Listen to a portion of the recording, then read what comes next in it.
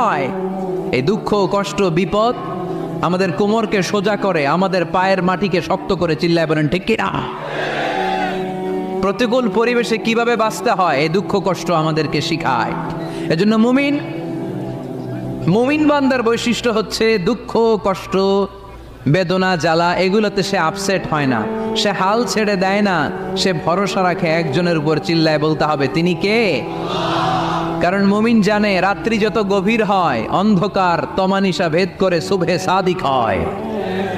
মুমিন জানে গর্ভবতী নারীর পেটের ব্যথা যেই দিন বাড়তে থাকে ওই দিনই নতুন মেহমান আগমনের সময় ঘনাতে থাকে। মুমিন জানে তার জীবনে দুঃখ কষ্ট বিপদ যত বাড়তে থাকে সুখের দিন কাছে আসতে থাকে। এজন্য মুমিনের হারাবার কিছু নেই। ফাইন্না মাআল উসরি ইউসরা, ইন্না মাআল উসরি ইউসরা। নবী হে, কষ্টের পরেই আছে আনন্দ, দুঃখের পর